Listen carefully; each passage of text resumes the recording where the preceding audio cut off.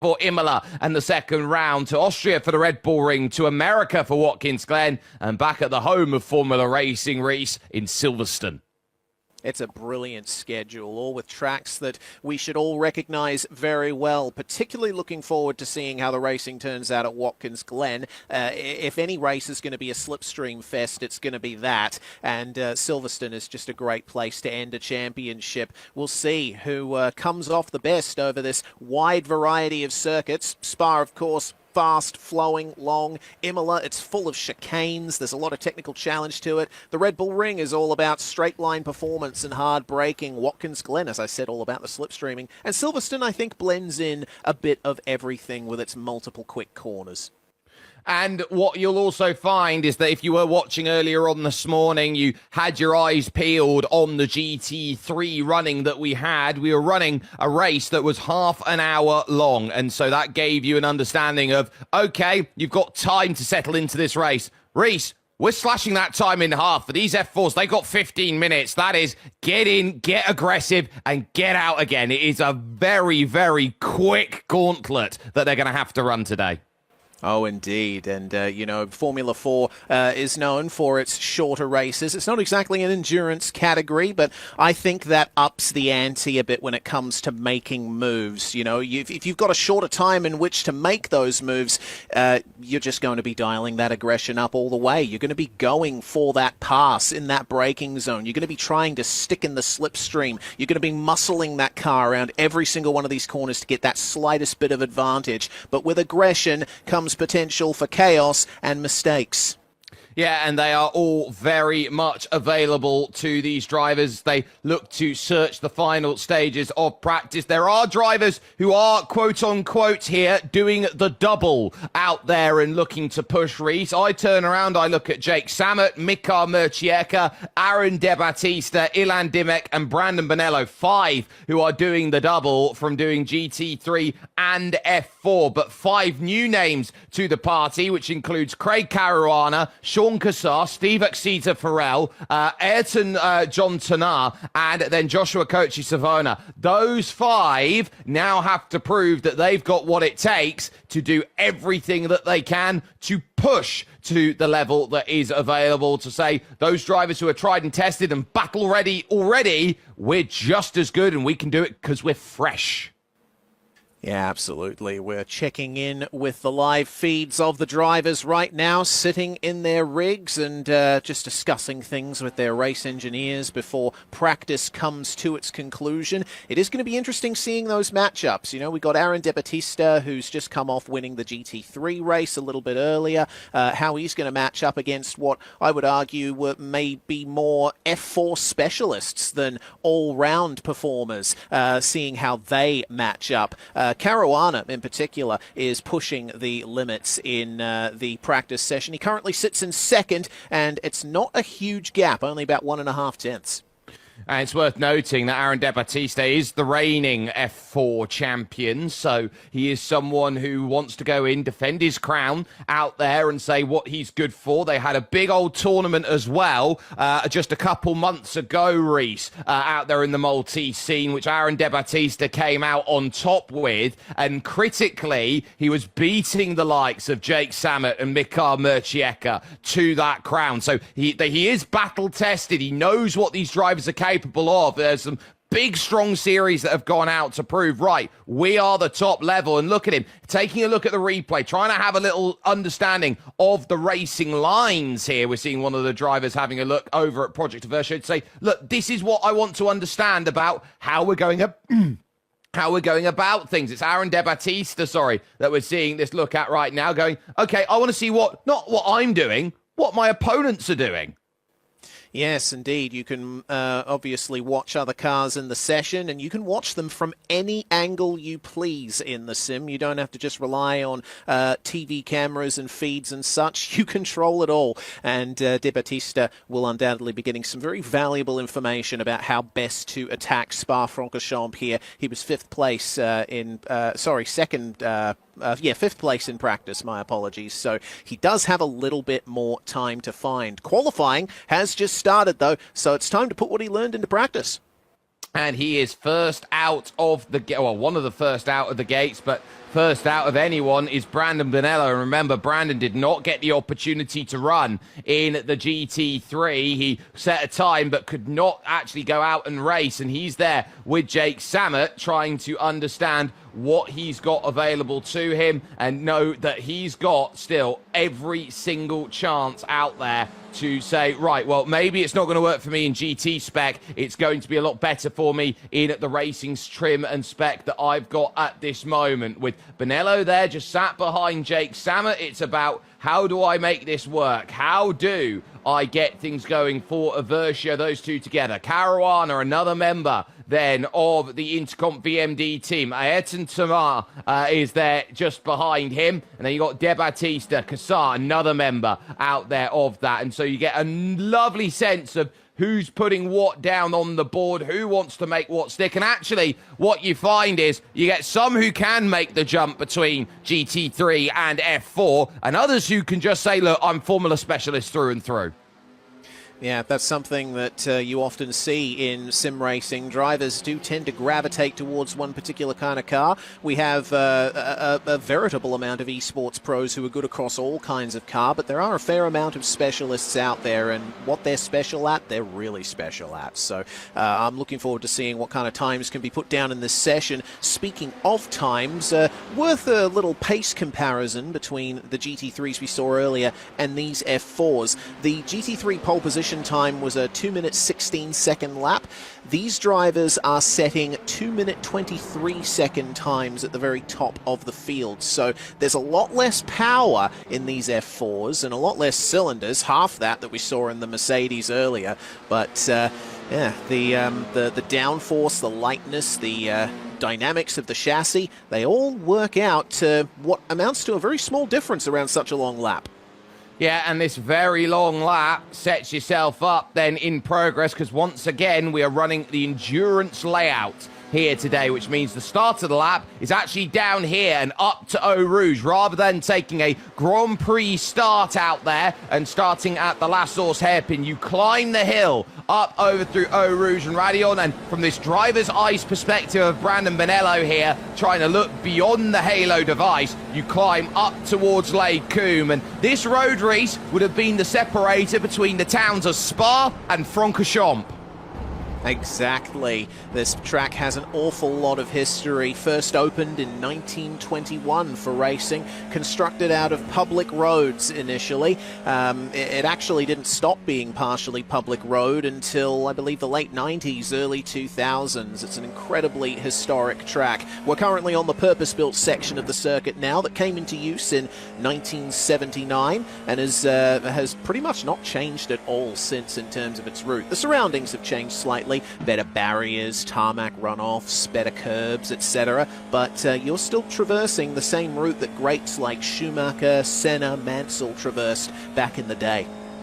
Absolutely, and you have your opportunity, ladies and gentlemen, to vote for your driver of the day during the race. If you head to wpr.gg/vote/715, you will have the chance to get yourself in on the vote, or alternatively, got a lovely QR code there on the right-hand side, and you've got about 3.5 hours to make your vote for driver of the day at the moment on the times as it stands. So you'll get a little look and see who is going to be the one who you think has done the best job out there here today. So making the work now through Blanchemont corner, 6th gear, slightly losing the revs there down to 6,500 there. So a little bit of either A, a light lift, or B, just scrubbing the speed from how much rotation of the steering wheel there was, pushing up through the final chicane then to go and get that first all-important lap down on the board. They will cross the Grand Prix finish line, but they're not done yet, because they've still got to get through the La Source hairpin. On camber, it acts like a slingshot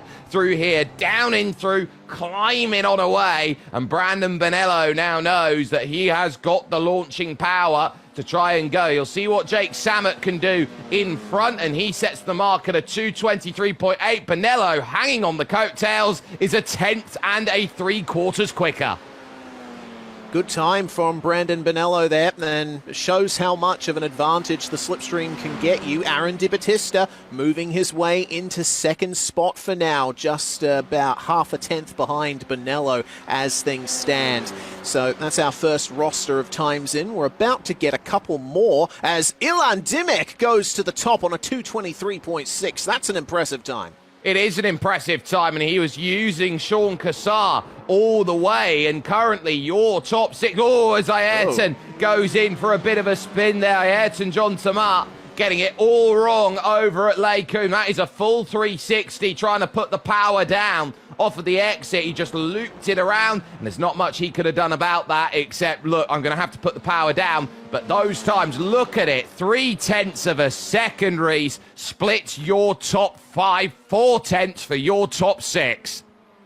And we still have 3 drivers left to set times in this one. Craig Caruana and Joshua Savona were not able to get times in on their first lap, so we're still waiting to see exactly what they can do versus these brilliant times that we're seeing up the top. Mikhail Macieka, meanwhile, was in the session, but now is not. So I don't know if there's been some problems on his end, but hopefully we can see that 333 back out there. Only got 3 minutes left to join, though.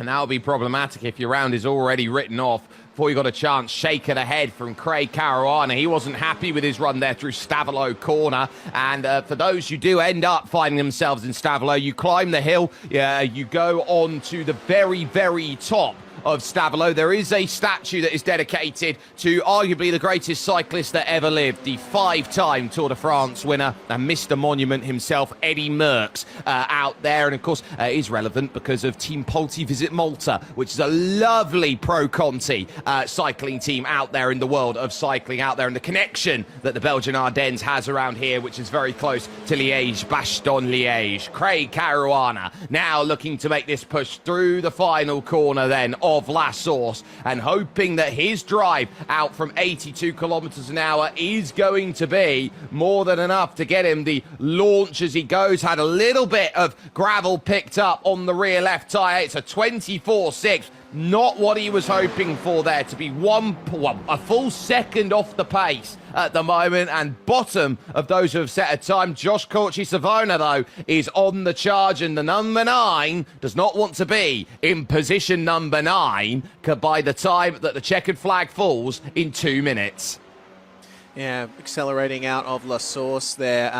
Caruana not only didn't have slipstream, but he also, I think, had some trouble getting the power down. We saw him sliding coming out of the chicane and La Source a little bit earlier. These F4 cars, they drive like giant go-karts, which is fitting because we have a real-world karting championship running alongside our sim championships as well. But if you have go-kart experience, then you can bring that to the fore in the F4. The consequence of that, though, is this thing really likes to slide the rear end, and you kind of have to get a bit of rotation going if you want the best run out of these corners. Problem is just trying to limit the slide. You want just enough to help you, but any more is going to hinder.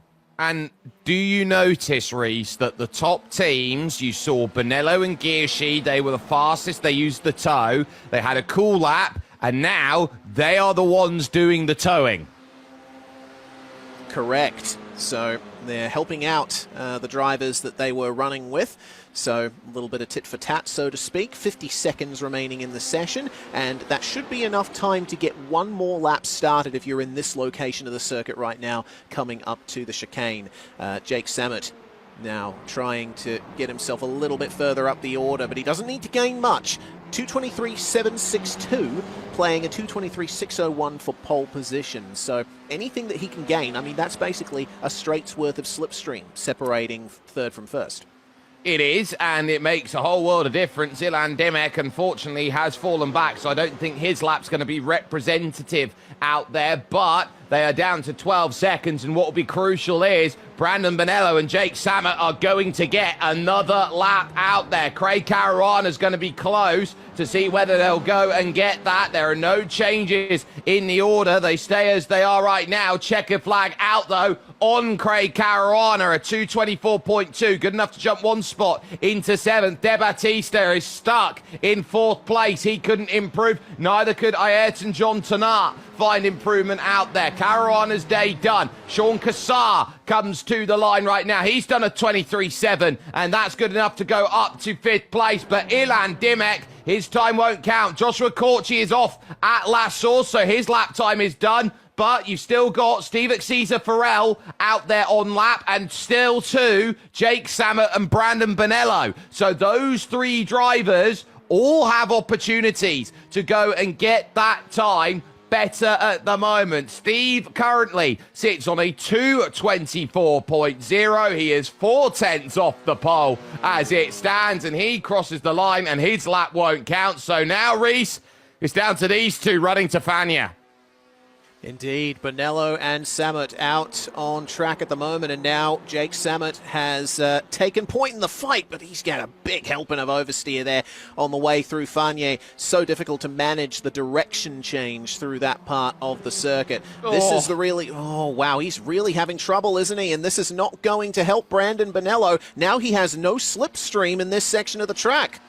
And what we know is Jake Samet running off the road. It invalidates the lap here in iRacing, but he won't go quicker, so he pulls it over to one side. That's qualifying in the books, and Ilan Dimek has put the car on pole position, and that for him is going to be huge in the number 4. With Brandon Bonello and Jake Samet 2nd and 3rd for Project Aversia, Aaron De Batista will be 4th, with Sean Cassar 5th, Steve Caesar Farrell 6th, and then Ayrton John Tonat, Craig Caruana, and Joshua Corci Savona. It does not look like we will get Mikael Murcieka for this race, and so we will be getting ourselves then with 5 minutes for these drivers to do their last fine-tuning in the warm-up race, and I'd be turning around and looking at Jake Samet here and going, those tyres are running too much on a knife edge. I will probably want to do something about the pressures.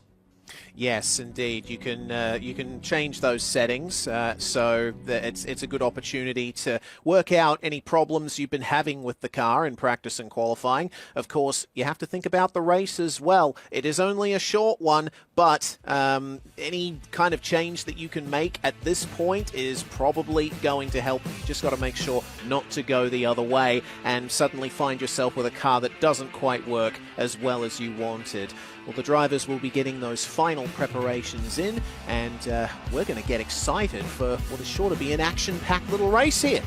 Absolutely, and this might be one of the circuits where you do not want to be leading going on to the final lap, so we'll keep an eye on that. We're going to step aside for just one moment with the Malta National Sim Racing Championships for 2026. Your championship opener continues on the other side.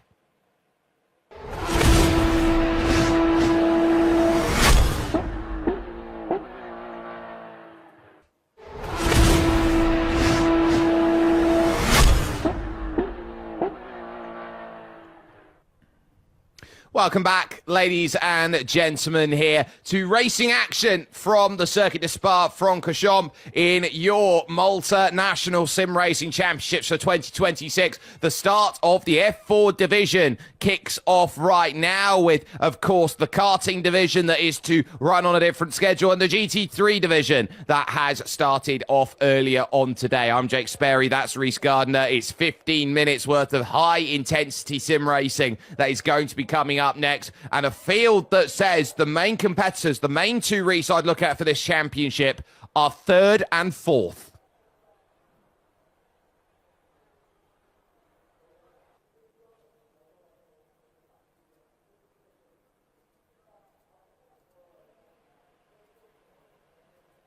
Well, it looks like we don't have you, Reese, for a moment, so hopefully we'll jump through. There you go.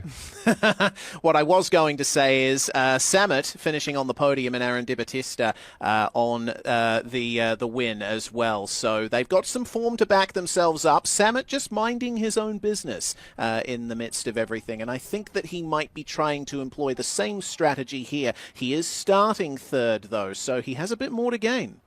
And a big update is that Mika Murcieka is now in sim, so we are going to get the full complement of 10 drivers here, which I think is a huge bonus compared to where they are. But ultimately, Murcieka is going to have to make moves and make them quick up the order because he doesn't have time. You put it into perspective here, they're doing 2:23 lap times. Roughly, that's 8 minutes for 3 laps that they're doing. So this will be a 6-lap race, Reese. A very short one indeed. Spa-Francorchamps is a long circuit, but you spend so much time thinking about your mid-corner speed and such that it'll be over in the blink of an eye from the driver's perspective. But I hope that we are gifted with some fantastic action every single lap here. Looks like it may be a standing start. It will be a standing start, so they're going to be aggressive up, and all 9 are going to populate very far. Well, all 10 should populate very fast onto the grid here, just waiting now then for your leader out there, Ilan Dimek. All 10 are there. Dimek, Bonello, Samet, De Battista, Kassar. Then it's Steve Farrell, Caruana, Ayrton Tamar, Joshua Calci Savona, and Mika Murcieka. Let's get ourselves ready. Green flag in the air, and 15 minutes starts now, and it's a little bit bogged down from Brandon Bonello. It's a great start by Ilan Dimek as they'll rise up the Red River, Eau Rouge, into Radion corner the right, and now the left that leads them onto the Kemmel Straight for the first time. It's clean as they work through, but now how do those 2 Aversio cars work when they've got the big old hulking screaming F4s coming at them from Intercom VMD, who are looking for ways through. 2 wides to 3 wides to where do you pick your moment on the brakes up into Lakeum. It's Dimek Girshi who leads. Bonello then into 3rd and potentially 4th now. Here comes Sean Kassar. What a start. An excellent start from him. He put his car in exactly the right spot, but there's a spin at the back. It looks like Ayrton John Tonner going around there, coming out of Malmedy. So we've lost 1 driver from this group for the moment. Looks like he is still rolling, though. An absolute lightning start from Sean Kassar. Brandon Bonello slightly compromised here on the first lap. But look at that. Ilan has not gotten away from them. He's still well within slipstream range. Very much. Here's Aaron De Battista down 1 off the start. He's back into 5th place, but Ilan Dimek there, that grimace as he works himself into the corners of Fania. I tell you what, I wouldn't want to have that staring back at me if I'm in a battle with him, because he is absolutely zoned in on what he needs to do, and Jake Samet is going to be very alert to that as they run out of campus and through Stavilo corner here and take the long ride back to home. As far as that goes, you've still got, though, everybody in a line, and that's the key. You've got to pick up slipstream off the car in front, off the car in front, off the car in front. Here comes Jake Samet on the run to Blanchimont to make the move. He gets to the inside, says, and breathe, that's mine. Lovely move, but he's still got to defend on the inside here. Ilan coming back on him into the chicane. It's been a great first lap for racing. All the drivers are giving each other a good amount of room. We haven't seen any contact incidents yet. So all up, I'm pretty happy with how things have gone here. But Samet is now under a lot of pressure, and he has got 2 team cars both trying to pull a double-pronged attack here. Exit out of La Source, super important. At the conclusion of lap 1, it is Samet in the lead, but not by much. Ilan Dimek is all over the rain light, trying to find his way forward. They have formed into packs of 4 and 4 at the moment, and they are realising here, if you're not in the right train, you're gone. Ilan Dimek gets a great run over the top of Radion, and now here comes the chance. He's going to get help, and is this going to be either side? It is. Sean Kassar pushes it to 3 wide, gets a monstrous run and says, I'm through. Ilan Dimek lifted off, and he's back now into 3rd, fighting Brandon Bonello. A major, major pass by Sean Kassar. He's not going to lift out of anything. Double slipstream working beautifully there for Sean Kassar, but let's see how much more slicing and dicing there's going to be. Again, 6 laps worth of this kind of action. As long as you're within a second of the car in front, you'll get the slipstream off them, no problem. So I think we're going to be seeing a lot of passing and repassing for these podium positions. It is on for 5th on back as well. Steve Farrell, Aaron De Battista, they've been fighting hard as well. They were 3 wide into Lacombe earlier on in the lap. They were, and it just goes to show you how much of an overtaking zone it is, and you now start thinking about what these drivers can do. Bonello trying to find a line back there in fourth. Ilan Dimek covered it off, Kassar leading, but again, Jake Sammett's trying to just find the right time to make the moves as Steve Caesar Farrell looks to try and stay within slipstreaming range. And then you've got De Battista, Caruana, Murcieka, who are back there 6th, 7th, 8th places right now and thinking, well, how do I get the points necessary to climb up the order? How do I jump up with what I've got available? It's currently Jake Sammet chasing down with Ilan Dimek, who's going to have to be alert to this because once again, Jake Sammet pokes for the inside through Blanchimont, absolutely stone cold flat. They both go through there, and it's 2 by 2 into this next section. Dimek holding off Bonello, but this time it's Sean Kassar who leads going into the chicane. Did you see that oversteer from Sammet on the inside of Blanchimont? That car was swaying all over the place. These F4s, they do produce a reasonable amount of downforce, but those are tiny wings keeping that car planted to the ground. They can only do so much when they're working at their maximum. I think you're going to be seeing a lot more sliding to come here with 10 minutes remaining in the race and 5 laps to go. It's up to Sammet now to try and put himself in a strong position here. Yes, he has the slipstream, but with every pass you make, every time you go side by side, the risk just increases. But he can't quite afford to hold back either. No, because if you don't make the overtake, suddenly the car in third's going to move. And Ilan Dimek now is going to have to force his way to the outside to make it happen. 3 wide as they go under braking here. Do they leave enough room for each other? Yes! And Ilan Dimek now makes a sweep around the outside. He gets loose, though, on the curve. That brings Jake Sammet back into position over the top of Malmedy. Now to Brussels, trying to force for a bit of room. Then does Ilan Dimek. He gets it over Jake Sammet. And the group is back together as 7 now. 8 as off the back is Craig Caruana. Joshua Cauchi-Savona has also fallen off the back of this pack, so he and Ayrton John Tonner will not be a part of this one, but my goodness, what a battle it is. Happy to report that Mikhail Murcieka is back in the session as well. He managed to take the start, and he's already gained 3 spots, so let's see what he can do now that he's at the back of this angry pack.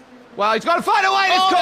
There's contact. And all of a sudden, it's Sean Kassar who takes the tap from Brandon Bonello. It will cost him Steve Caesar Farrell. And now he's on the wrong side of the train. So a big old hit in the back, under braking at Fania makes a whole amount of difference. And Brandon Bonello's front left wing plate is bent up. An impressive save, though, into Fanier. You saw that he was all over the curb on the outside of the corner, and he was mere millimetres away from putting that left rear into the gravel and spinning around. Very impressive that he was able to recover that. Hopefully, he hasn't lost too much straight-line speed as a result of that aero damage. Meanwhile, for the lead into the chicane, Jake Sammet on the inside of Ilan Dimek-Gerzi. And, well, once again, there's plenty of room given, but Sammet, with a great exit round the outside, can he go for the move at La Source? I don't know if I'd put it up the inside there. Well, it looks like he's got no choice because look who's trying to chase back behind then. You've got then his teammate in Brandon Bonello. You've got Steve Caesar 3 wide behind and room being given, pushing right up onto the berm of the curb. There goes Ilan Dimek as they all look for range and room out there in these main groups. They sit down. Just over 7.5 minutes to go in this race, so there'll be another few laps left that they've got to start thinking about. And look at the way these top 4 all swarm, looking for an angle along the Kemmel. And now here comes the move then that we've been waiting for from Jake Sammet. Brandon Bonello tries to find his way. On the inside he does. Steve Caesar Farrell, the road's blocked. Where does he go? He's got the run, but nowhere to make it happen. Ilan Dimek's better on the brakes. Then he catches a massive old slide, which brings the group back together again. Sammet now looks to try over the top of Malmedy. He's still stuck on the outside and needs the run. Bonello now goes to the inside. Steve Farrell over to the outside, trying to make this happen. Murcieka now looking for a go on there, and it's 2 by 2 by 3. This is ridiculous. These guys are sticking together like glue. Oh, there's no contact between the team cars in the background, though. Looks like Brandon Bonello and Aaron De Battista, or was it Steve Farrell that made contact there? And that's put another split in the pack now. It has. So Steve there, the third of the Project Aversio cars, now dropping back with that hit. And so Brandon Bonello way back in the pack with Sean Cassar, who the two came together a lap previous. Steve Cesar Farrell here trying to get back to the podium here, where Aaron De Battista has quietly worked Murcieka up to 5th. And what I've noticed from those two drivers is, for all of the aggressiveness that we have seen, they have not wanted to put their cars in a position of risk. Yeah, keeping it clean in the early stages is essential. It may only be a short race, but survival is still key. You've got to get to that final minute of the race, no matter how many or little minutes there are. Side by side for the lead again. Jake Samet trying to retake around the outside of Blanchimont, and he is nose ahead on the way into the chicane, sticking to that right side of the circuit, almost 2 by 2 behind, and the battle will continue. The problem for Samet and Dimek is that there's not much they can do to keep this pack at bay. Every time they battle and go side by side, everyone just comes right back into it. That's the power of the draft here around Spa, and Aaron De Battista is starting to wake up and look, get himself into the money picture. Right place, right time. Murcieka back there side by side on the outside with Caruana there on the inside. There is Aaron in third, looking for the double today as he pushes up the hill. Look at the run he gets on Jake Samet. He's forced to run wide. They've only got 10 incident points to play with in this race, so they can't afford to be too liberal. And now Ilan Dimek tried to block the road, but it's not there. Suddenly we're 3 wide once again up the run here towards Lake Coombe. Battle of the late breakers. It's going to have to be. Steve Farrell's got another watch of it. 3 by 3. Nowhere to turn for Jake Samet. All of a sudden, it's Aaron De Battista at the front. Ilan Dimek second, can now play deputy. Samet back to third and struggling because Steve wants away. Yeah, a little bit of contact between Samet and Steve on the way out of Lacombe, so that unsettled Jake Samet just a tiny little bit, but now Cesar Farrell has got a lot more to play with here. Plenty of other cars behind him, and he's pushing as hard as he can to maintain this 4th spot up 2 places. Caruana, meanwhile, passing Mikael Mercier, or was that Murcieka, sorry, passing Craig Caruana into the double left of Pouhon, which is not traditionally a passing zone, but I think with the racing that we've gotten so far, Steve! Every single corner is a passing zone. He's around.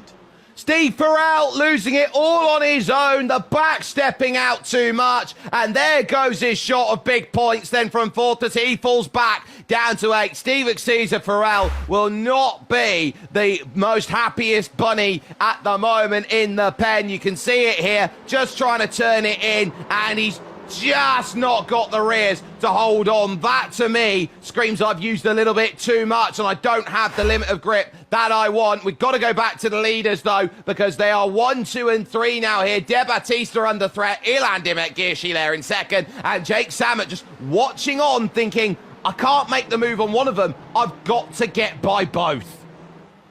And you know what? There's bye-bye! Oh, no! Dimek around out of the chicane. That's huge!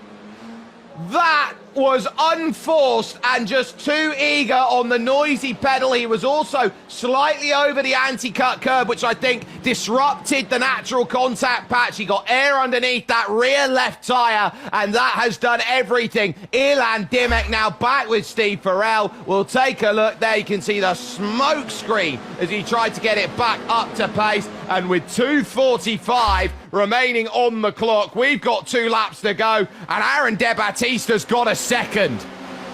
He won the GT3 race and had to fend off a great battle from Ilan, but now he's all alone out in front, but that gap is diminishing. Look at the drivers catching up behind him, almost side by side for 4th place as they find their way through Lacombe for the penultimate time here. And we'll hop on board with Mikael Murcieka, who's had an absolute wonder run. Remember, he didn't take part in qualifying. He couldn't get into the session. He somehow managed to get it done and warm up, and he Sean! P3. 10-second time penalty for car 59, which is Brandon Bonello. for causing contact with Sean Cassar. Cassar's just had a go around, and Brandon Bonello now, after that, has got no nose cone at all, trying to run back. So he's in a world of trouble. You can see him muttering in on the radio how upset he is and how little downforce he will now have on the front of his car. De Battista still clear, but it's Samet and Murcieka too from Aversa who are trying to hunt down. Craig Caruana still in this one in fourth, but they're going to have to take the whole lap, Reese, to get themselves to position on the final lap of the race. Yeah, they're going to have to put on their hardest driving that they possibly can here. Gap sitting at about half a second on the way out of Stavolo, which means an impressive run through those corners for Samet. At least he's managed to find his way ever closer to the lead. Ayrton Jontona, he spent some time in the pit lane, and we thought that he'd retired from this one, but he is back out there. He will be getting points for ninth. Meanwhile, here comes the battle for the lead. De Battista under pressure. Half a second through Stavolo is not enough to get you safe, because that's a lovely pass from Jake Samet, who likes running his races from the front. As you look around and see these four right now, De Battista in second, Murcieka in third, Caruana there in fourth. They have afforded themselves the opportunity to go and race for victory here in round one of the F4 Malta National Sim Racing Championship here. And they know this final lap means absolutely everything. And 3 personal bests come across the board for how fast they've been having to run. Samet now knows he's got to be alert to where the move comes. Up the hill, climbing through the Ardennes forest here. And now here comes the chance. Now's the chance to make your move. And it's Aaron De Battista who's got the run. Mikael Murcieka thinks about following. He lifts out under braking. De Battista now leads, and he runs slightly deep. And so Samet's going to have to go wide to try and find that move. That gives Cassar a chance on the outside of Malmedy, but he loses out on understeer, and they'll stay as they are for the moment then, with De Battista now your leader down through Brussels and into the middle sector for what will be the final time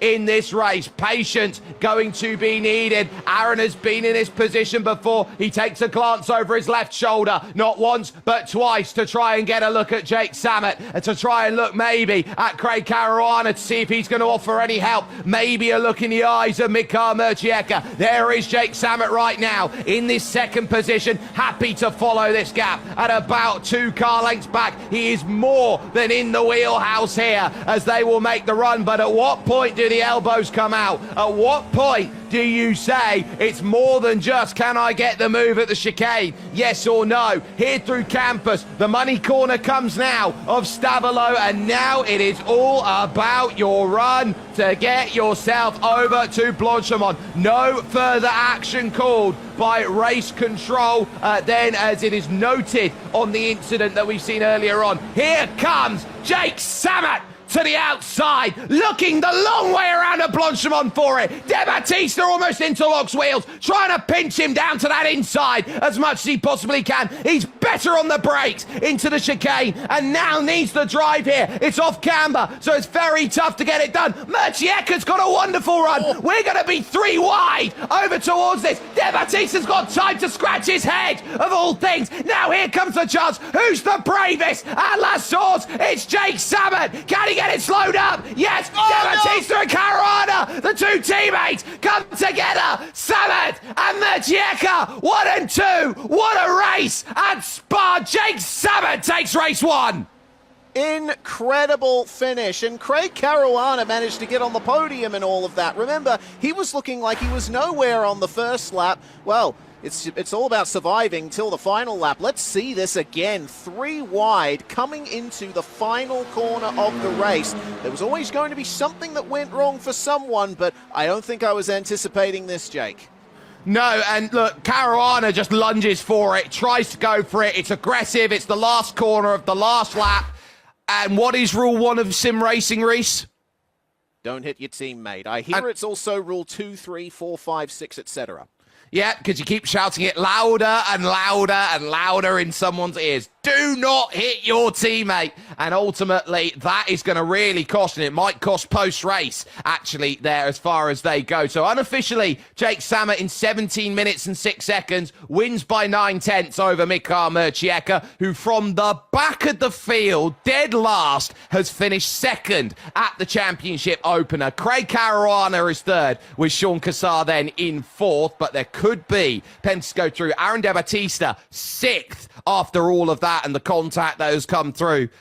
I think we have just seen the most absolutely elbows out, pure white knuckle fisted brawl of a sim race we have seen in a very long time between you and I.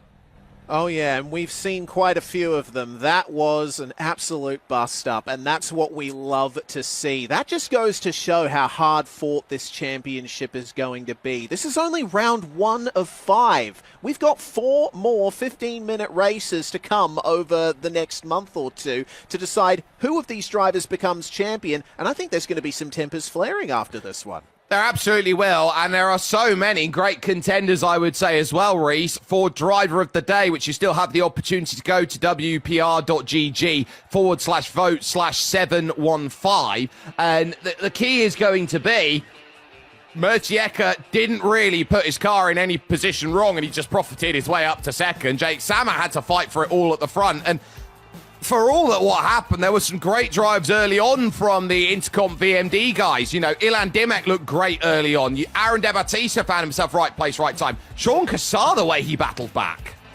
Yeah, incredible stuff from Sean Cassar as well. I mean, there's a lot of great stories to come out of this race, isn't there? And a lot that's going to inform the narrative of the season going forward. Samet, though, taking first blood. I'm sure that he will hold his head high after that one. He really had to work for that victory. Yeah, and this is going to be one where you say momentum. And it's a critical word, momentum, because it's not just how do I go through the season and build it? It's how do I start? What's my momentum when I start? And a lot of drivers today will feel I lost my opportunity rather than I gained my chance. Yeah, as we've been saying all the way through our commentary today, a long track like Spa, it's got lots of really important traction zones, and I think we saw a couple of drivers just have issues getting that power down properly. Either that or they were compromised in a battle on the way onto a straight and they ended up losing touch. Yeah, that's one lesson to take, especially when we go to tracks like the Red Bull Ring and Watkins Glen later on in the season. And if you think that Spa is one of those where you get overtakes of 3 wide as you go up the Camel Straight, imagine the run up the S's at Watkins Glen, the run to the Intervetten turn over at the Red Bull Ring. Those 2 corners stand out like sore thumbs in these cars, and you know, drivers were giving each other room to battle, and for the first 10 minutes, we saw that squeaky clean, 8 cars together, throwing moves like their lives depended on it. Yeah, the even in a 15-minute race, you got to treat it like an endurance competition. You need to survive those first couple of laps, and full credit to the field. They ran beautifully cleanly over those first couple of laps. That's the kind of sim racing that you want to see, that you want to take part in. The drivers giving each other that little bit of extra room to ensure that they all were able to fight in those last couple of laps. But that's when the powder keg exploded. And it exploded, I don't think, Reese, not because the race was, you know, everyone was being too aggressive. I think it exploded because we had 2 very important spins that happened. We had Brandon Bonello and Sean Cassar make contact with each other, and that caused the time penalty. But then also Ilan Dimek and Steve Farrell's spins opened up the vacuum that everyone else tried to rush into. That's the very important part of a battle, is making sure that you're there when other competitors fall by the wayside. And just full credit to the other drivers. They were able to find themselves in a gap where they were able to take advantage of that and not necessarily hinder anyone else. I mean, we're having another look again at just some of the fantastic racing that we saw here. I believe this may be the final lap, or at least in the middle of the race. Just a great demonstration of how these drivers were able to fight with each other so cleanly. It's really impressive. It's incredibly impressive, and we've seen just how impressive running like this has been time and time again. And this is for €5,000, this championship here, the F4 standings, and it's 5,000 as well for the GT3, 5,000 as well for the virtual karting championships that are out there and are brought to you by and supported by Gaming Malta as part of its commitment to Malta's grassroots esports community. And returning for another year, World Pro Racing running the Malta National Sim Racing Championships, and they've done so every year since 2020. They've broadcasted live each season, and this year's €15,000 prize pool is the biggest championship that the championship has offered yet. And what I find that has been so wonderful about these battles, look how far back you can get the slipstream in these cars. I mean, you only have to take your iris to what you saw earlier on in Formula 3, and, you know, it gave absolutely everything magnificent. That it did, and we'll leave you with the sights and sounds of this race, this brilliant race that we just witnessed. If you missed it, this is your opportunity to get it again. We'll be back very shortly.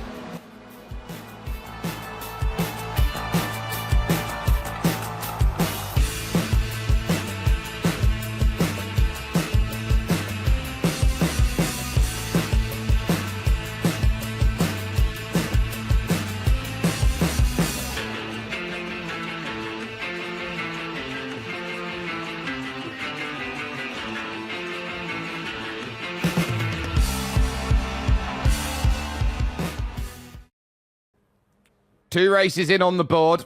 Let's get ourselves ready, because we're going to have an almighty battleground to go in and get. Sean Cassar, Craig Caruana on the front row. They will now look around and look all the way down. 20 minutes then, more points to go and get, and we're underway for racing action. What a launch off of the get-go by Mikhail Murchieka as we get ourselves back underway. It's Jake Sperry and Reese Gardner bringing you all of the coverage here, but now is about the launch that you can get up Eau Rouge to Radion, and now with an extra 5 minutes, look at how they all scrap and battle as they now figure out what is in this one for me. 2 and 3 wide that they've all got, and try and pick your lane. Look at this craziness off of the start of the race, sweeping around the outside. Craig Caruana leads, Sean Cassar second, Murchieka still in third. This is fantastic racing already. Saw Jake Samet, our race one winner, trying to poke his nose up the inside at Lacombe. Speaking of poking, there's Sean Cassar having a look at Craig Caruana as they find their way through Bruxelles for the first time, up over the curb, and a little unstable there for Caruana, and that's going to compromise him on the way out. Here comes Sean. He's going to go for the move up the inside at Pouon, which is going to completely erase the small gap that they've already built. But hey, look at that, flinging his way into the corner, Craig Caruana. He's not keen to give this up. Josh Corchi had a little bit of contact. Josh Corchi Savona down at the back, so he's dropped himself a little bit of time. Cassar now is looking at this at Fania, fighting hard with the side-by-side, looking for angle, looking for line, looking for commitment, and right place, right time. The aim of the game, De Battista fourth, Dylan Dimek then in fifth, Jake Samet watching on as best of the rest here in sixth place, and now side by side through Stavolo. No, don't tell me we're going to go 3 wide towards Blanchemont. I think Murchieka there is just holding on the line, saying, I don't want it. I don't want it right now. And here's the issue of I don't want it. Someone who does comes behind. De Battista blocked off through Blanchemont, and now Sean Cassar looking at the defence here. Caruana wants the lead. But Cassar is defending the inside, coming into the chicane. Coming up to the end of lap one now. In the back. Beautiful run around the outside. It is on in the back, isn't it? Brandon Bonello falling to the last position, and it looks like he's got pretty heavy damage. No rear wing this time. He's had a front go off, a rear go off. He's had a horrible day at the office here in the Maltese National Sim Racing Championships. Had to really check up. Ayrton Tanar has gone into the back of him, and Sean Cassar now back to second because Craig Caruana now leads this field. Samet having to really fight hard then over with Ilan Dimek as they climb the crest behind, but a lap in the books out of the 20 minutes, and so they know that one race gives them a certain amount of points. This second race gives them a lot more to go and think about as Ilan Dimek here. Look at them. 2, 2, 1, then 2. They are dueling on the straight. Lovely stuff. Noah's arcing it into Lacombe, and Cassar moves back to the lead. It's interesting to note that in the midst of all of this, despite all the fighting we've seen, the top 4 drivers are still in the same positions they started in. I mean, the numbers really don't tell the full story of this race, and we've only just gone 3 minutes in. We have an extra 5 minutes in this second race to contend with too. Race 1, of course, was 15 minutes. This is 20. So that'll give the drivers, I'd say, about 3 extra laps max to continue to fight their way to the win. Yeah, so they're going to need to use those laps, and they're going to have to use them effectively. And look how effective the start of this run has been. So Bonello in the pits. He's got his damage repaired. He's out and away. Josh Corchi Savona off the back, and Ayrton John Tenard desperately trying to stay with the group of Steve Axisa, Farrell and Jake Sammer. Outside of that, it is just a case of hold your ground. VMD Intercom, 4 cars in the top 5. Murcieka seems to be the stranger among them at this moment in time. Now through the curve of Paul Fret and over back towards Blanchimont once more. A chance to settle down now with them all in a line. It's not a case that they're swarming over the top of everybody at the moment, which is what we saw in that first 15 minutes. Yeah, I think everyone's just playing it calmly as they did in race 1, but they've got a bit of extra experience now racing wheel to wheel. So I think, oh, that's a lock up there from Caruana. Oh, he almost had the move done. And now he's going to have to keep an eye out for Murcieka, who's coming up on him now on the inside at La Source. Sean Cassar back to the lead. De Battista, Dimek, Samet and Farrell are not too far behind, and it looks like Tonner is just holding on to the back of this pack as well. He's one of a few drivers hoping for a better run here in race 2. I think so, and the fact that he's got himself steady now and he understands what they're dealing with, I think he'd be quite happy. Murcieka with the fastest lap on a 2:24 flat out there at the moment in sim time of just gone 20 past 12, 38-degree track temperature. It's warm out there, but there's nothing less aggressive than this because it is piping hot battles. Caruana making the move to the inside, Murcieka on the outside. In the middle is going to then be the likes then of those waiting for that. Sean Cassar sweeping it around, still going to find himself to second as Murcieka just watches on and waits patiently for opportunity. De Battista and Dimek watching on behind them as well, and locked up brakes down through Brussels. Murcieka is in a really tough position here. He is in a double-decker sandwich of teammates. It's 2 VMDs in front, 2 VMDs behind, and he has no one to help him at the moment. So it's all down to him to see what he can do versus these guys who are surely keen to continue this battle. Caruana and Cassar, they're not giving each other an inch. They are pushing each other as hard as they possibly can here. But Murcieka is taking advantage. Has a look up the inside of Cassar for second spot, but Cassar translates that into a beautiful move around the outside into Fagné, which becomes the inside for the left-hander. He is back to the lead once more. Oh, and the checkup that they have pulls De Battista side by side suddenly with Ilan Dimek, who wants to go to the outside. There is Aaron Hatton at the moment, would have been upset with the contact with Sean Cassar at the end of that first race and will now need to make up for the lost time that's there and available. Murcieka now looking for a move, as too is Jake Samet. Helps on the horizon, this double-decker sandwich, or a manwich as it would be at this point, is now looking around and saying, what can you do? Now Sean Cassar turns around and says, look, on the brakes, can I find angle, can I find line? Murcieka still working now to the inside, gets himself up to second, and Samet's pushed out by Steve Farrell. Close as you like here at the end of the third lap. My timing's telling me we've still got 6 to go. Savona falling off the back of the order there, and Brandon Bonello, after a trip through pit lane, is a long way behind these guys. Spent quite a while there in the pits. So now it's down to our top 8, and it looks like Ayrton Tonner is looking at Jake Samet there coming into a Rouge and Radillon, but doesn't look like he's going to get the move done on the way into it. He'll be the one picking up the slipstream, though, and he effectively has the slipstream of all 7 drivers ahead of him. Let's see what kind of speed he can get up to here. But he'll only have 6 because they're side by side in front of him and he really wants to go forward. Steve Farrell moving over, but critically Murcieka losing out again to Craig Caruana for the pass. So another little bit of movement then, scoring itself complete. And the pass once again on the transfer there. But Murcieka gets a great run over the top of the hill. But once more, I have never seen a driver back out of so many moves like Mikhail Murcieka has. He's been given the keys to the castle to overtake in various guises, and he hasn't quite found it. And Tanar shake of the head then as he watches again Jake Samet make the move. Yeah, I think that Mikhail Murcieka, yes, he has the keys to the castle, but he wants to make sure that it's fully renovated and his bed is made before he officially moves in.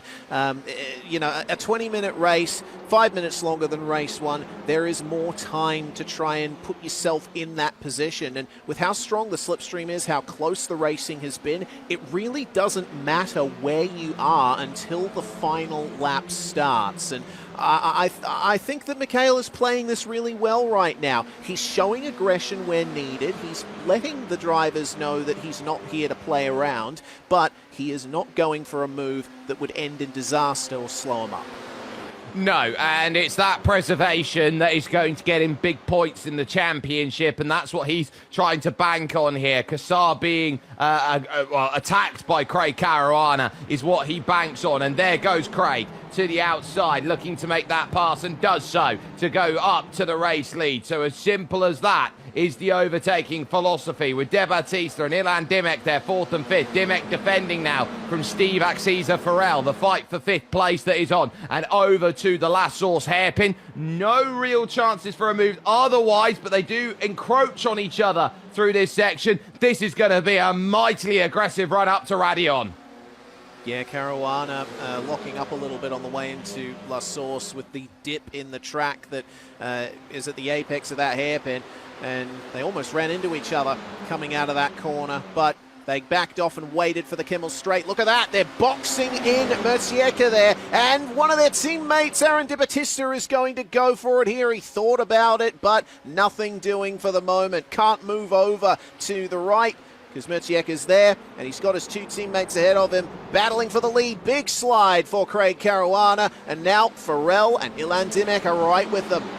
Suddenly VMD Intercom, 1, 2, 3, as far as they stand, and now Farrell trying to go around the outside of Ilan Dimek, this to put him up into the top 5. Jake Samet's found his way back, understeer aplenty then for Craig Caruana, pulls De Battista almost a side by side, and Sean Kassar given the biggest luxury in sim racing right now, a gap. Yeah, about 9/10 of a second now, just going over to 1 second as they make their way into Pouan. But we saw how a huge gap like that was erased within half a lap last race, so I'm expecting more of the same here, as long as these guys can sort themselves out. De Battista going for 2nd spot on Craig Caruana, who was clearly having some issues with his rear tyres. I think he might have overheated them a little bit. He's been having a couple of jinks to the right and slides, etc., and he's going for it again here on De Battista. They're not giving each other any quarter. They may be driving the same colour car, but they're both racing for those top honours, and Mikhail Murcieka, well, he doesn't have to worry about teammates in this scenario. He's going to go for it at Blanchimont, and it looks like Farrell's going to try and follow him. Look, there's an element of you can't sit by forever. You've got to be aggressive, especially when the pack is falling away from your sole race leader. They've got to communicate. There's contact between Farrell there and, by the looks of things, Craig Caruana. So they'll fight on the brakes to the chicane, and they've allowed the breakaway to occur. Steve Farrell almost pushing on the rear tyre there of the driver in front of him in Aaron De Battista. It is a very aggressive pack, and it's going to fan to 3 wide into last source, and someone who knows all about 3 wide into last source and coming up trumps. Jake Samet, not that time. Certainly not. But I think Jake is another one of those drivers that's just biding his time at the moment. Sean Kassar now out in the lead by over 2 seconds, brings us down into the 2-minute 23-second bracket for the first time on fastest laps. Ayrton Jontona, meanwhile, is keeping himself clean here at the back of the pack. And I think still, like everyone else, just biding his time until those last couple of laps, but they are not far away. That's the visual gap for the lead for Sean Cassar, but Farrell's going for it on Mercieka. He'll move into third. Yeah, and De Battista now up to second. A look from the very dirty or visor of Mikhail Mercieka here as he looks to work this one down the hill and realises, look, I'm going to be in and around and look to try and pick up my points this way. This is not what they were hoping for. They just got so aggressive that they let the horse bolt from the stable, and I think everybody out there was realising, well, who left the door open? Well, it doesn't matter who left the door open. Someone go corral the horse.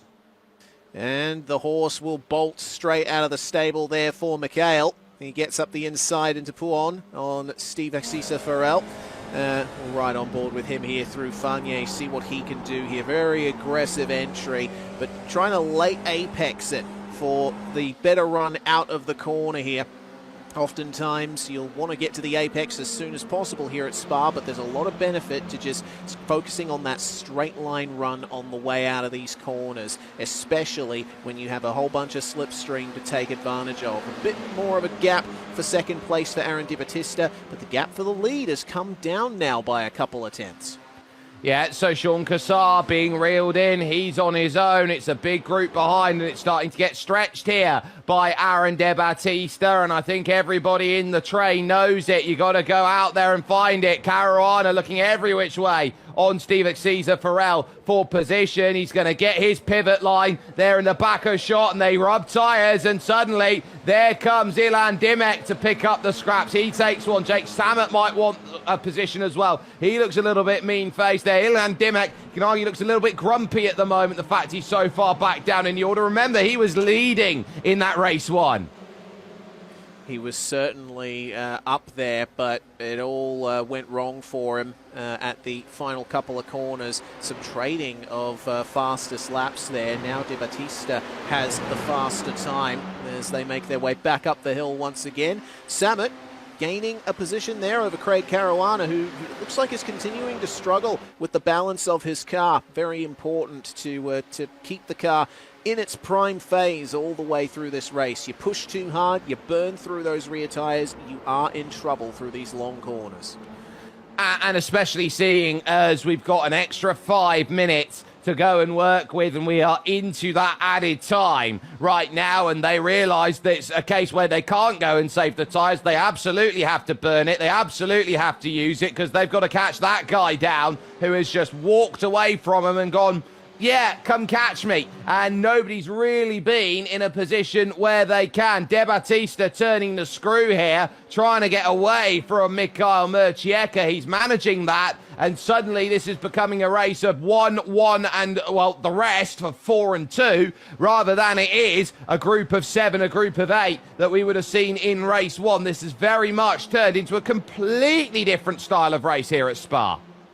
And now the pressure will be on De Battista to close the gap to Sean Cassar. Certainly capable of that. It took him a few minutes, I think, to really get into the groove of things, especially with his qualifying performance there for race 1. So we'll see what more he can do. The gap is continuing to shrink. Now at 1.5 seconds, and not only is De Battista gaining time on Cassar, he's managed to put some distance between himself and Mercieka as well, and Mikhail still has 3 or more cars behind him looking to take that position off him. I think that the battle for third is going to be where it's at here, and speaking of, that is massive there. Almost getting into it was Steve Farrell with Ilan. Yeah, Jake Samet wants in as well. Ilan Dimek almost willing himself forward there by jumping and repositioning himself in his seat. So he realises now doors ajar. Down the inside goes Jake Samet. He tries to hold around the outside. He's in the gravel. Samet leaves the room, and the move is there and made. Caruana under threat from Ayrton Jontona, and no changes out there. They cross with what will be 3 minutes to go, so 2 laps left, but critically the gap still at 1.6 seconds as they cross the line with a 1,000th difference of it. De Battista knows he gets to about 1.5. He can start using slipstream, but he's leaving this one right to the last lap unless Murcieka decides he wants to get involved and make the move, and he does. Wants to think about the outside. He's not going to get it. Managed to close up that gap beautifully to De Battista. I think if I were in Mikhail's position, I would avoid really going for the big moves, unlike Mikhail seems to be doing here, and just let Aaron drag me up to Sean Cassar in the lead. There's still time for that to happen. There is, but Mikhail Murcieka, I think, is sensing I'm running out of time and I might want to just go for second, take the points and run away. Aaron De Battista is a direct rival. There is Steve Caesar Farrell, who sits there in fourth. Now, he would love the boon of a podium here in this second race of tonight, or to this afternoon even, I should say, to go, right, this is what I'm capable of doing. Sean Cassar right now is sat in the absolute catbird seat. Nobody could ask for anything better than this. This is a perfect result for Sean Cassar right now. The gap for the lead has increased thanks to all of that fighting. Now sits at 1.8 seconds. So that's going to be really difficult to erase on the final lap unless Cassar makes some kind of mistake. We'll keep our eye on Jake Sammet here. He's been making moves steadily over the last few laps. That's him dispatching Ilan Dimek-Gerzi into Blanchimont, but not quite. Bit of contact on the way through. And that forces Caruana to go to 3 wide. They battle at 2 wide in front as well. De Battista holds his ground way too deep from Craig Caruana. Everyone's going to go back. Massive tip over for Ayrton John Tanat. And that will be his run and attempt sorted. The young lad's going to be not very happy about it. He was just wrong place, wrong time at the wrong moment. And Sean Cassar still holding his margin well with a lap to go here around the circuit de Spa-Francorchamps. It's De Battista, Murcieka and Farrell. Then in that second, third and fourth positions. Replay on screen. Reese, talk us through it. So 3 wide on the way into the chicane, and Ayrton John Tanat minding his own business here, but the recovering Craig Caruana unfortunately getting into him as he tried re-entering the circuit on the inside of the final corner. Obviously didn't want to get the slowdown penalty that's accrued from using that little bit of racetrack, but that's just unfortunate. Contact between De Battista and Murcieka back there for second place. The group starting to get back from 3 to 5. Ilan Dimek and Jake Sammet now thinking they've got a little sniff of something if they work it hard. Brussels corner, round the outside tries Jake Sammet, still unable to get by the imperial iron wall that sits of Ilan Dimek-Gerzi, who is not going to let anybody get by him if he can at all help it. Murcieka still waiting. Steve Caesar Farrell still there, and a look then at Aaron De Battista, and then of course your race leader there of Sean Cassar, who's tiptoeing his way through Fania right now with still 2 seconds in the back pocket to go and work with. He is going to be loving it at this moment in time. There's also that focus behind, and who will pick up the scraps at the table to finish things off. Going through here, the right-hand bend of Stavolo and the long road to home that continues on from here. Now, does Mikhail Murcieka want it now? He's not sitting in the slipstream back there. He's waiting for the right time to get the run, which will be just coming out of Blanchimont rather than making the attack in it. Sean Cassar driven wonderfully out there, but what of the minor positions that go along? Murcieka on the outside doesn't have enough of a run. Can he be better on the brakes? No is the answer. Couldn't quite turn it in either because of Steve Farrell. Ilan Dimek trying to put his nose in where it belongs and drive off the exit now. It's going to have to go all the way to the last source hairpin to decide where it's going to be. Murcieka thinks to the inside, back to the outside. It's covered wonderfully by Aaron De Battista, but it is Cassar's to go and get this back. Sean Cassar will take the win in the 20 minutes. Big old wide smile. He knew what that meant. De Battista in second. Murcieka ends up third. Brilliant podium from all three of those drivers. You could see how satisfied De Battista was with that one. He wasn't quite in contention for the win at the end, but he won the battle for second, which is more than good enough. Nearly, well, over 2.5 seconds the gap for Sean Cassar in the end. And that's just it, really. When you're battling as close as this, drivers going side by side and diving for moves behind you, you can just keep yourself in check out front and come away with a brilliant victory. That's as close to dominance as I think we're going to get here. Yeah, that is a huge margin for these cars. 2.4 seconds, Reese. Might as well be 24 seconds. Agreed. There's not much that you can do to assail a lead of that length. And I got to say, great run from Steve Axisa-Farrell as well. Gaining 3 spots. He was the hardest charger in the field to get himself up from 7th to 4th. Yeah, he drove wonderfully up through the order. Very measured performance. Still waiting on Brandon Bonello here to come to the line after having the major damage and trying to go and get things sorted. Your vote is now officially closed here, ladies and gentlemen, for driver of the day. And we can confirm with 30% of the vote share totaled up, it is Jake Samet who has won driver of the day. A -1 performance then in race 2, but drove wonderfully in race 1 to go and take the victory. Sean Cassar then with Aaron De Battista second and Mika Mercieka making up your top 3 ahead of Steve Axisa-Farrell, Ilan Dimek-Girshi and Jake Samet. Craig Caruana would finish 7th ahead of Ayrton John Tanar with Joshua Corci-Savona and Brandon Bonello making up your 10 as far as the field would stack. And Reese, 2 very polar opposite races that we've had here today. We've had the all-out brawl, and that was a more measured fine wine, in my opinion. Yes, I think I certainly got some notes of tyre smoke, a little bit of burning rubber, but aside from that, an absolutely exquisite second race. Minus, of course, the unfortunate incident for Ayrton John Tonar, who frankly did nothing wrong in that final chicane. He was just the unfortunate victim of some kind of poorly timed re-entry there. But aside from that, the racing was clean, hard and fast all the way through the field. We've got a fantastic group of drivers here who aren't afraid to get the elbows out, fire it up the inside, but see each other as worthy of a bit of respect out there. It's great.